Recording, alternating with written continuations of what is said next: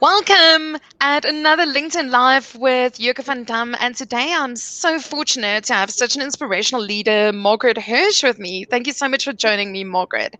Thank you so much for inviting me. I'm happy to be here, and I love helping entrepreneurs. I've just done my MBA in entrepreneurship, and part of my thesis was to teach people how to start with zero and get to $1 million in a year. And I did it with 45 people. So it is possible. It can be done even through COVID. Incredible. So today's focus, we're really going to be focusing on leadership. And I wanted to ask you, at a stage you were flying to your clients, to your various offices 3 times a week. You would go to the Durban offices, you would go to Cape Town, you would go to PE, and that was the way in which you were communicating and training the people at the various branches. So what happened when COVID hit, and what did you do to still maintain contact? Well, when COVID hit, it was the biggest shock, like with everybody. We all thought it was a 3-week holiday. We'd take it 3 weeks. And so from working Monday, Tuesday, Joburg, Wednesday, Thursday, Cape Town, Friday, Saturday, Durban, Sunday on my farm, and 1 week of the month out of South Africa, because I work for Women Empowerment Africa. I was in Rwanda, Malawi, you name it, right up Cote d'Ivoire. I was all over the show.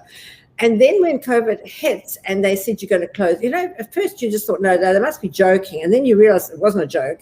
So we went to our farm. We've got a beautiful game farm in the Midlands. And we went there, and we'd only ever been there on weekends. So we holed up there. We thought it was going to be for 3 weeks. We were there for 8.5 months. So that was a huge culture shock for me, because for the first time in 35 years, I slept in a bed for more than 3 nights on a trot. So it was very, very different for me. And but as human beings, we just adapt. For us at Hirsch's, our biggest thing is we had a massive salary bill. We've got a staff of about 2,500. We had this massive salary bill of millions that we had to pay out at the end of March and at the end of April, remember, because we couldn't work then. And we also had hundreds of millions rands worth of creditors that we had to pay, and they were not taking any prisoners. They didn't say, oh, shame, we're all in the same boat. They said, listen, we need our money, we need it now.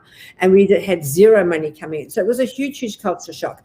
Now, what you do in a case like that is you have to get like a war room. So we had a war room. We've got 8 or 9 with me directors of Hirsch's, and we sat there like in a war room and say, this is what's happened. What are we going to do? This is what we need at the end of the month. This is what we need in the next month.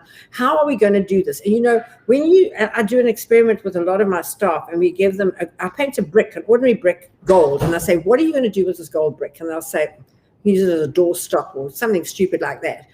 And then I say, okay, then we get 2 people. What can we do with this gold brick? And they think of more ideas to do with it. Then you get 4 people. And you think, what can we do with this gold brick? And they have more ideas. And eventually you have hundreds of ideas of what you could do with the gold brick. And it was the same with this. This is the problem that we have. We've got all of our staff that we need to pay. We've got all our creditors we need to pay. What are we going to do? And we actually sat and we just brainstormed for days until we came up with solutions. When we got those solutions, we implemented them, which is also important. A lot of people talk big and can't do stuff. We implemented those solutions, and we got our company back on track until we went to level 4. Level 4, and we could only sell heating appliances and cooking. And it was April. It was still hot, in South Africa. It hadn't started getting cold yet. But we sold heating appliances and cooking like there was no tomorrow. And that just got our feet in the door to start moving again, because it's like a freight train going at 300 kilometers an hour down the track. If you stop it, to get it going again, it won't immediately start going at 300. It's got to start chuk. And that's what we were. We started slowly building up again. And that's the whole thesis, my thesis that I did for my MBA on entrepreneurship. There's no magic bullet. There's no pill that you can take to take you from zero to hero. There's only one way to do it. It's one step at a time.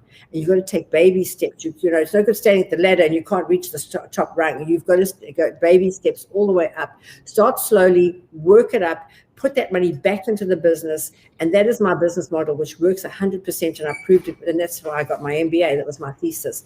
So it actually works 100%. And that's what I tell customers to do. And I tell leaders to do as well. You can't be everything to everybody. Decide, have your plan of action, have your goal. Start, as Dr. Stephen Covey teaches, start with the end in mind. What is your end result? What is the end result that you want? And then go for it, and that you know what you're aiming at. You can't hit a target you can't see. It has to be crystal clear in your mind. This is what I want. This is what I'm going to do. My perfect case scenario is this. And when you know what it is, you just go forward one step at a time towards that goal. And you'll definitely get there. The difference between a winner and a loser, The winner is the one who keeps on going. The loser is the one who gives up. If you just never give up, you'll get there for whatever you do. So the war room is something really amazing. I never knew that's what you guys did, but and literally brainstorming for days on end. So Yes. would you say that management team, those directors in there, were they open to change? Oh God, we knew we had to change. We knew we had to change big time. We had to change everything. We had our online business, but we have big stores and we had lots of people, and people would come in and wanted to see and touch and feel. And now they needed stuff, and we couldn't get it to them, and they couldn't get to us to choose it. So level 5, we couldn't sell anything. On level 4, we could sell a few things, but it was only on level 3 when we got back. On level 4, if you came to me and wanted to buy a fridge and a washing machine and a TV, I could not sell it to you by law. So it was very tough for us, but we just had to work around. We had to sell what we could sell. We got permits for special people and all these things that you had to do, and we scraped by literally one appliance at a time until we built up, and then it started to take off and get going again. So you've got to have a plan of action. You've got to just do whatever you can do within the law, and that's very important. Work within the law no matter what. And we just worked where we could within the law, and we started slowly, and then it started to build up and build up and build up. That gave us time to get our online business really going, because as I said, we had an online business for a long time, but we didn't really, people would buy here and there. It went ballistic. I mean, we were like 1,005% up year on year with all the stuff that was coming, because people had to buy online. They couldn't come into the stores. They didn't want to come into the stores, and we could deliver to them. So yeah, it was amazing. So what's amazing for me is I think you guys were visionaries. You already had the online store in place. Had you not had that, it would have been so much harder to start from scratch without that. So would you say systems was important in this new digital era? Yeah. Les Brown always says it's better to be prepared and not have the opportunity than the opportunity come and you're not prepared. So we were prepared for anything. We didn't know the pandemic was coming. Nobody saw it coming. But we were prepared with our online, and then we just pumped everything we had into it. We had to advertise online. We had to put goods online that we didn't have online. We had to make sure that we had stock of what was online, because people ordered. The biggest complaint was online is I ordered and you didn't have it in stock. So that was something we were updating. We got extra people in to update our online all the time. We had to get extra people in to punch. We were punching right through the night, in the morning, the trucks were going, they were loading, 89 trucks going out of all the different businesses in all different directions. We had couriers come on board, because we had people in Pofada, Newcastle, Uppington, all over buying from us. So it just gave us, we had to get new couriers on board. We had to teach the couriers how to deliver the stuff so it didn't get delivered or smashed. So yeah, it was a huge learning curve, and we had to learn very, very quickly. It was the quick and the dead, and we had to just go quickly, and that's how it had to be. Yeah. And did you find that people that were necessarily, let's say, working on the retail side in the store, that they have to now learn new skills, and could they keep their jobs, or did they get new jobs in a new role kind of thing?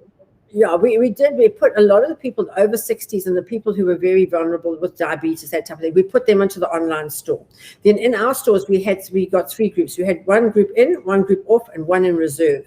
So that if the first group, anybody got COVID, they would have to go to isolation. Then it was for 2 weeks, now it's 10 days. And then the other 2 teams would come in, and they would alternate, one day in, one day out. So we were literally testing them every day to see that they were okay before they came in. We sanitized the whole place. We were fogging the place. We had to learn how to fog. The first time I paid a guy 10,000 rand to fog the shop. I bought the machine for 10,000 rand. It was costing me 180 rand to fog the shop, So you learn, you get caught once. I always say the first time you do a mistake, the second time you're an idiot. So I learned once. I paid 10,000 rand for the first fogging. I thought, this is for the birds. Bought the machine, put the muti in, fogged the store. Now we fog regularly. We sanitize all the time.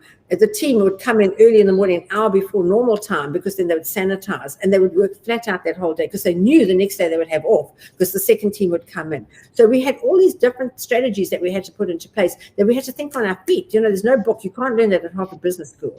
There's no book to learn from. You just had to use your savvy and think. And that was where the war room. So we met every single day at 12 o'clock, and we would sit and go through, this is what's working, this is what's not working, this is what we're doing that we should be doing, this is what we can't do.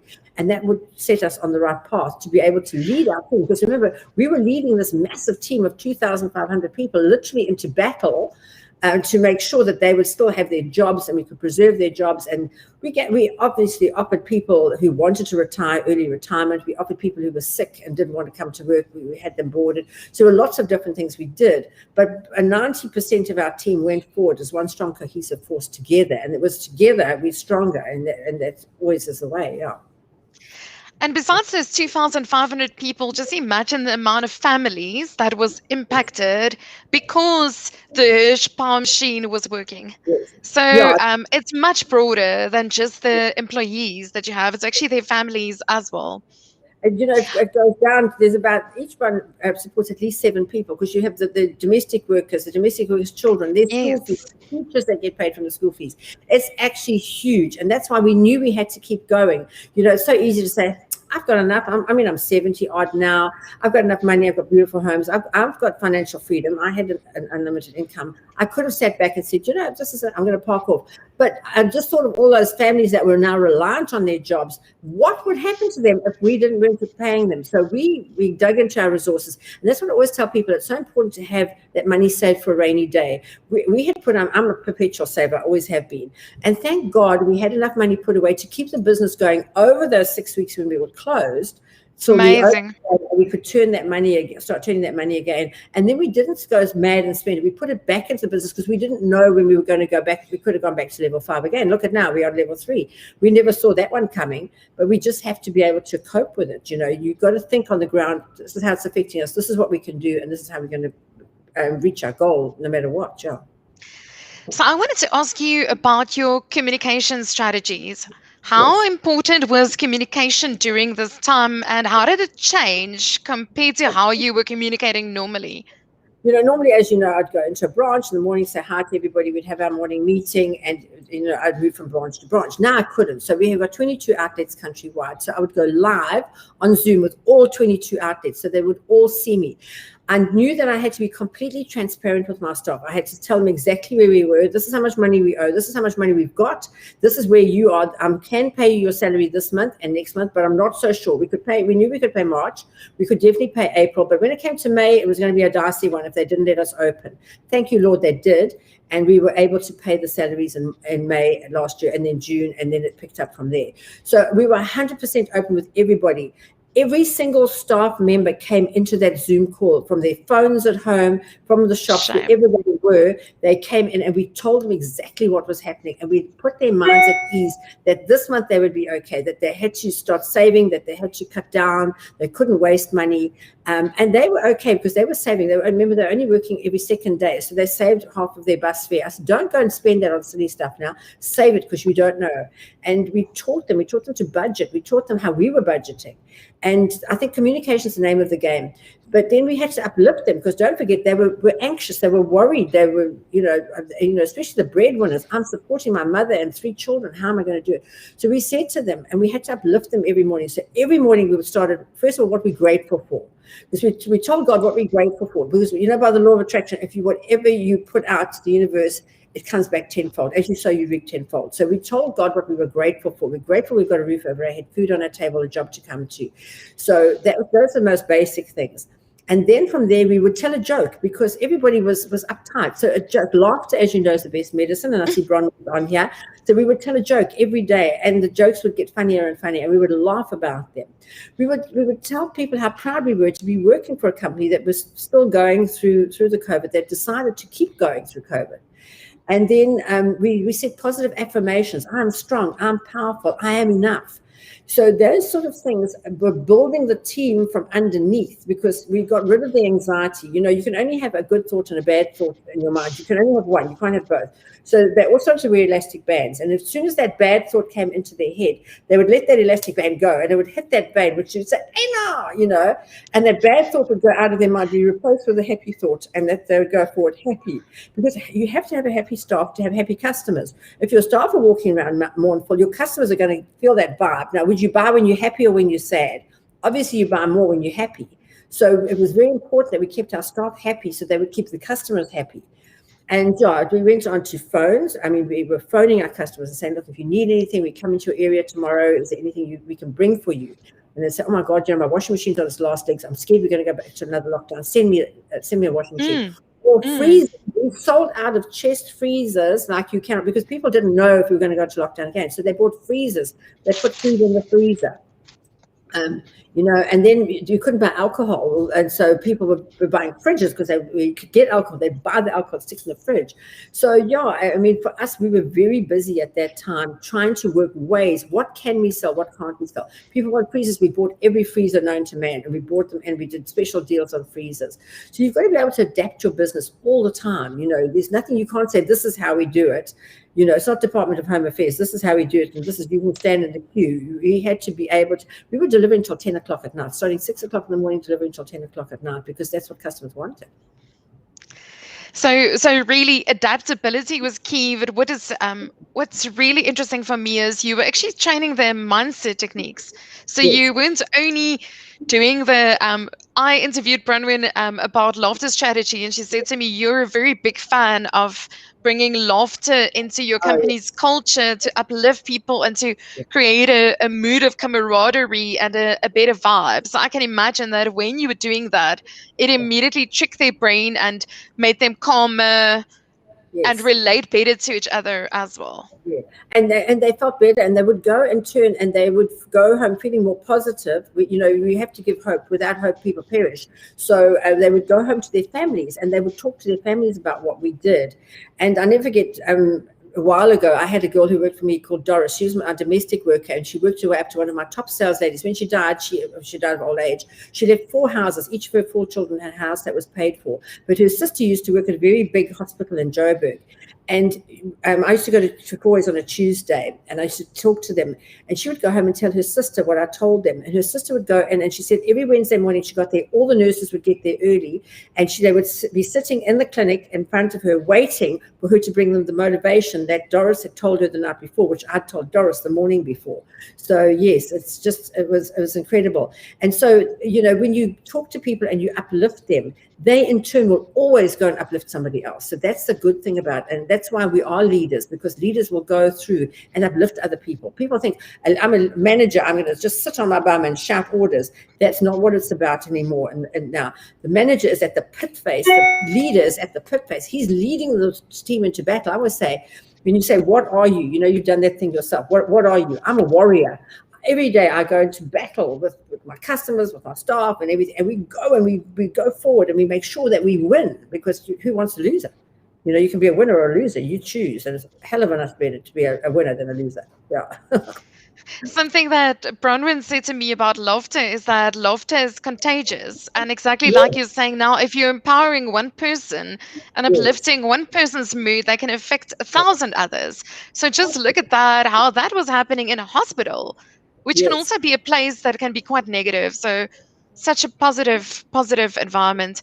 That's so inspirational, Margaret. I wanted to go back so long time before COVID hit. I wanted to ask you, so listening to so many of your entrepreneurship stories and keynotes, I know that you started off with your husband was actually doing the fridge repairs, and you had your shop, and then your business just grew over the 41 years. How easy or hard was it letting go when you had to start hiring other people and other managers to do some of the work? Well, I always say to people, that's the most difficult thing. If you say, what's the most difficult thing that you've ever had to do in business? The most difficult thing I've ever had to do was to let go, because I'm a control freak. I can do the job myself. I can do it better than anybody else. And don't worry, leave it. I'll do it. Let me do it. But then I suddenly realized one day that I can't do everything. And especially when we started going to bigger shops, further apart, then from province to province, I was flying around like a mad thing, but I couldn't do everything myself. I had to train people to do the job. So I started, and my method of teaching is what we call learn by rote, which means I show you how to do it and then you do it. My biggest problem was to be able to step back and let them do it, because I never do it as well as you. But so long as they do it 80% as well as you, that's absolutely fine. You move on, and then you move on, you teach the next person, but that person in turn will teach the person below them, and that person will teach the person below them, until it goes right down. In fact, my cleaners today, some of my ladies who join me as cleaners are my top people, managers, salespeople, whatever. I'll give you one. My domestic worker in my house, Elizabeth, her daughter's name is Pindi. Pindi came to work for us as a cleaner, She worked her way up from cleaner to cashier to stock controller to sales lady to top sales lady. And then what she did, and I always advise my staff to have a side hustle. This is your job, but you have a side hustle. So her side hustle is she bought herself a car and she started giving people lifts to work and she made money. So she bought a second car and she got a driver. And long story short, she now has a few Ubers who just carry on. So she's at work selling appliances in the day, but her Ubers are running day and night to make money. So I encourage all my staff to have a second hustle. Like, for instance, Denver, who works with me, he's a presenter on Glow TV at night and on weekends. He also has a separate business where he's master of ceremonies at a wedding. So these people are not just having one job. So I say to them, you've got to have a side hustle, because if forever, heaven forbid, Hirsch is ever closed down, you must be able to do some other work to bring in your income. I have a side hustle. I work at Hirsch selling irons and toasters and kettles in the day, but my side hustle is property. I take that money, I invest in property, and that's why I'm financially free, because my properties now, my rentals come in, and that's what I live on. So you've always got to have a side hustle. Even my cashiers, I get them selling Tupperware, honey jewelry, Herbalife, anything. You've got to have a side hustle today. You can't put all your eggs into one basket. You've got to be balancing something, because life today will throw you something like the pandemic, and you don't want to be stuck out there without any income. And the nice thing about selling on the side is it teaches you skills of how to sell and how to be resilient and how to take rejection and all those things that you can't learn in a book. Definitely. And what's very interesting for me is you have such an abundance mindset. It sounds like you're never scared that people just might leave Hirsch's, because you're actually wanting them to grow and inspire and do amazing things with their life. So, I've got people. I mean, a guy called Chilton, he met his wife with us and they got married, and he was a really good bedding salesman. And he said, I can make beds, I sell only good stuff. I can make cheaper beds that I can sell more of to, people who are not so fussy. So I said, that's absolutely fine. And today he's got his own bedding factory. He's got his own bedding shop, which is actually in opposition to me, but not really. And and I'm happy for him. I'm so pleased that I could make his life into such a fantastic one, that he's not just stuck being a salesman for the rest of his life, that he now has his own business, his own factory, his own bedding, and his wife is working with him. I love family businesses. At my absolute best is a family business. So I'm happy that they start off. I don't mind if they come up in opposition to me, because, and as I said to my husband when I married him, if you ever find anyone better than me, please leave me and go marry them, because I don't want you to ever think that you've got to be with me just because you married me. So lucky in 49 and a half years, he hasn't found anybody else. But you wouldn't find anyone like you, Margaret. Maybe they broke the mold. But I'm happy for my staff to improve their lives. I want them to, I encourage them to. I force them to buy a car. I think when they come, they've got to get their driver's license. They're going to buy a car, and then within 6 months, I like them to get a car, and within 5 years, they must buy their own home. I encourage them to do that, and when they've paid that home off, which I encourage them to do, I encourage them to buy a second home, because the income from that will keep up with inflation. Because our pension funds today are not worth. I get my pension every month. It's 2,000 Rand a month. I paid into a pension scheme from when I was 18 to when I was 55. And I get my pension every month, which is 2,000 Rand. I spend more than that on my hair every month, So that's crazy. Yeah, sure. Are there any leadership lessons that you think that managers or leaders could take from your 41 years in business? I think the most important thing is you've got to lead by example. There's no ways you can sit on your bum and tell other people what to do. You've got to show them what to do. You've got to put the effort in. I don't have to work 7 days a week. I love my work. So for me, working 7 days a week is an absolute pleasure. It's not a gripe or a moan. I think you've got to decide to love what you do. If there's also saying, if you can't be with the one you love the one you're with. If this isn't your perfect job, just love it and give it your best shot, because other doors will open. I think you've got to realize that you're on a journey. And if your journey is to lead, others will follow you. And they will only follow people who have really good ethics, who are extremely honest, and have got integrity. And integrity is doing what you say you're going to do. And people who are really loyal. I'm a very loyal person. As I said, I've been married to my husband for nearly 50 years. I've been to the same hairdresser. I've got the same hairdresser in Durban, Cape Town, Joburg all the time. I'm the same nail lady. I use the same people, and I build up those relationships. And, you always get somebody who you get annoyed with. I don't drop them. I just, everybody has a bad day.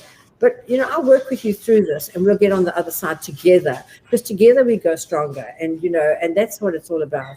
And that's why I love working with the Mrs. South Africans, because it's just so nice to be able to lead them and to take them to and let them see where they want to go, because everybody's ideas are different. Everybody wants to go in different directions. But if I can help somebody, so as a leader, what do? What I look for when I'm having people that I want to lead, I look for people, first of all, with a good attitude. I always say I can train skills, but I can't train attitude.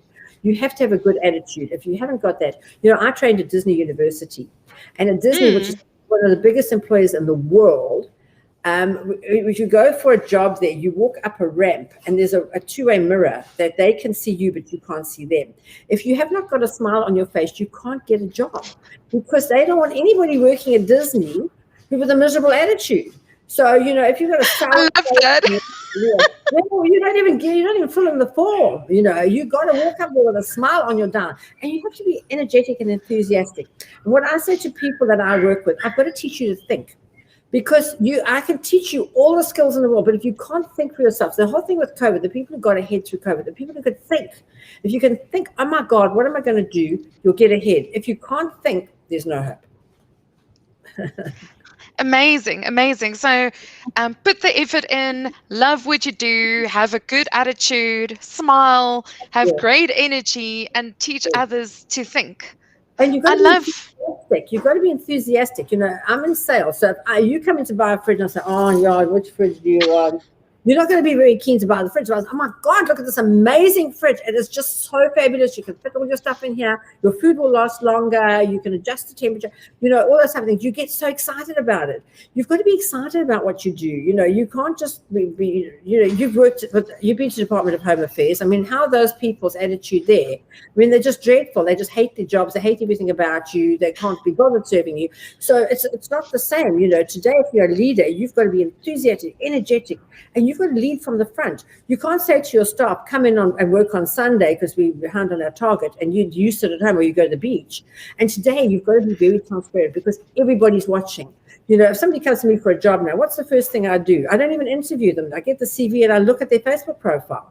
If they're drinking and partying morning, noon, and night time too, they're not going to be a hard worker. They're going to be coming to me, If I see they're a good family person, they're, with their family and they're having lovely meals together, that's my type of person. As I said, if I owned a bottle store, then I want somebody who's drinking and partying all the time. But for my business, I look, and you can tell everything. You can't tell lies today, because you can see it, it's out there. If somebody calls in sick and I go on their Facebook profile and they're at the beach, you weren't sick, So, I think things have changed, and technology is working for us, not against us. I mean, with technology today, you can see everything.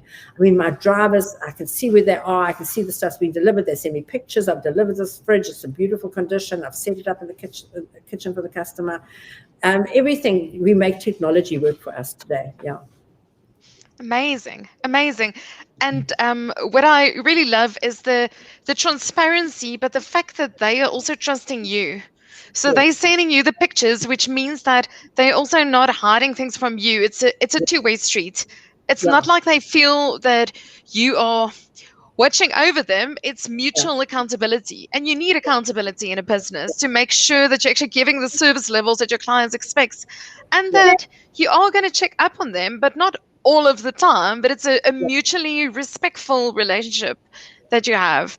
Yeah, I think I don't have to check up on them. They send stuff through to me to say, look how well I've done. And then we celebrate that, And when somebody sends a letter and say, your stuff, we had one today. A guy went into my Samsung store in Sandton and said, oh my God, I had the best service. This girl went out of her way to help me. I was so happy. We share that with everybody. And then it builds the others up, because they also want to get a letter like that. So they're going to give the next customer a lot more attention. They're not going to be a bit slothful and sloppy.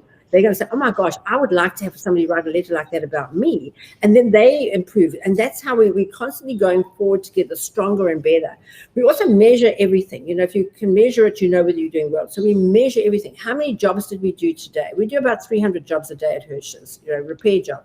So how many air conditioners did we service today? And we measure everything. You've got to be able to measure things. Your goals be smart. And you know what that stands for. And M is for measurable. So you've got to be able to measure stuff. Is this working? Isn't it? I always say to business leaders, the easiest way to make sure you're being successful in business. Look in the bank account. If you've got money, you're okay. If you haven't, you better go over to Jack and start working really hard. That's the simplest way in business. You don't need any accountants to tell you and anything like that. You can look. You've got money, you're doing fine. If you ain't, you're in trouble.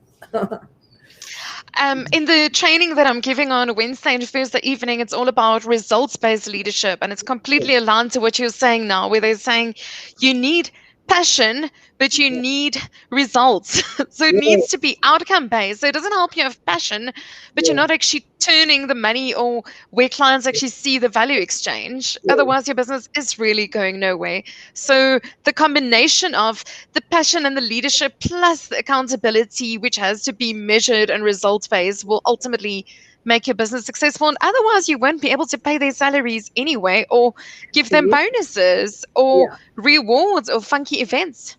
And, you know, a lot of people can talk the talk, but they can't walk the walk. You've got to be able to walk the walk. You've got to be able to go and do it yourself. I will never tell my staff to do anything that I can't do. I won't say, I mean, you know, I do cooking demos. I won't say cook up this vegan meal if I can't cook it. I won't say go and balance the books if I can't balance them. I won't say go and sell a toaster if I can't sell it, or pull a vacuum cleaner to pieces if I can't do it myself. You have to be able to do it yourself and show the others that you can do it. Then they'll follow you. Otherwise, they lose faith in you. Yeah. So, Margaret, what can we look forward to hearing from you after the MBA? I think you were saying that you've been offered to do a PhD or further studies elsewhere. What's happening on that front? Well, I gave myself this year off because my MBA really from start to finish took me a long time, because I remember I had to get my matric first. I didn't have matric maths. Wow. Well, so I had to get my matric maths first. Then I had to do my business degree. Then I did my postgrad honors. Then I did my master's. So it took me a long time. So literally from start to finish took about 8 years. So I gave myself this year off. In the beginning part of this year, I wrote a vegan cookbook, because, you know, I'm vegan. And a lot of places, I went to places this weekend in Joburg that didn't have a vegan menu. So I've now written a cookbook, and wherever I go, I give them the cookbook and say, you have no excuse now, you can have a vegan menu. Well done. And then the second half of the year, I'm doing a estate agent's course, because I love property, and I'm writing another book on my family. And so next year I'm going to look at it. I think I will study again, because I love studying. I'm a perpetual studier. And once you get into the hang of it, if you know, every time I've got time, I think I should study. My friend is actually writing his, he's a plastic surgeon, and he's writing his final exams now. He was studying this weekend, and I said, you know, in a lot of ways, I miss studying. I loved studying, and I loved being able to think and be creative with things like that. So yes, I will probably do my PhD in entrepreneurship next year. And then I'll just take it from there. But I love teaching entrepreneurs. I have huge successes with the entrepreneurs that I work with. I'm working with all the Mrs. South Africas at the moment. That's going to take me right through to November, because there's 100 Mrs. SA finalists at the moment. They get whittled down to 25 from June, and then we go through and we work with them. So, and they are amazing ambassadors for South Africa. And, you know, we are so lucky. We've got brilliant women. They do so well. With our Mrs. Universe, and, you know, Mrs. India South Africa is one of my friends, and she's just amazing. So yeah, we just go from strength to strength, and I love working with women. I love empowering them. Women are my passion. From 2 to 6 year olds, we own schools. We have 2 to 6 year olds. I work in schools with the girls when they start getting their periods. Where I give them the reusable sanitary pads. So I work with them. We're working with the high schools now. A lot of high schools don't have matric dancers, so we're working our way around with COVID and all the other things so they can have a matric dance. And we're working with Zenzele High School in Diepsloot. We're doing their first ever matric dance. And if you ever want to see a fantastic video, watch my video when we told them we're giving them a matric dance. They went crazy. They were so excited. So, you know, and there's lots of work to do. And that's why I love living in South Africa, because there's a lot of work to do with a lot of people. But I think my biggest challenge is changing their mindset from negative to positive. That's the biggest challenge. If people wanted to get involved in any of these projects of yours, is there a website, or do they just email you? Or if they wanted to donate towards a matric farewell, or, you know, any of those entrepreneurship projects of yours? Yeah, no, they can just email me, margaret@hirsch.co.za. For the matric dance, we're collecting all the ladies' dresses. I mean, we've all got dresses that we never wore. I've got people's matric dance dresses when they did their matric dance was 20 years ago. Shane even gave me his suit from his matric dance, because the school we're doing is co-ed. So I need suits from the men. A lot of men have outgrown their suits over COVID. They haven't worn their tux for the last 10 years. Please donate those to me. We pick them up from wherever you are. You just have to email me with your address and what to pick up. We pick them up. We've got couriers who collect them. We take them to the school. We've got people in Dipstoot who are remodeling them to make them more modern. So don't mind if the bell bottoms, big jackets with big, shoulder pads. We take them and we're going to make all these kids look fantastic and give them a night to remember for the rest of their lives. You can give them money, but that'll be gone. But the memory of a matric dance, you can remember your matric dance. I'm sure I can remember mine. Yes. It's something that you remember forever, And so, that's why I thought there was something that I really wanted to give them that'll stay in their memories. Create a legacy. You've got to have something that people remember you by. You don't say, oh, she came, she left. Who was that? I think when I go, I think I'll leave a legacy and people will remember the things that I did for them because I've done a lot for a lot of people. Yeah.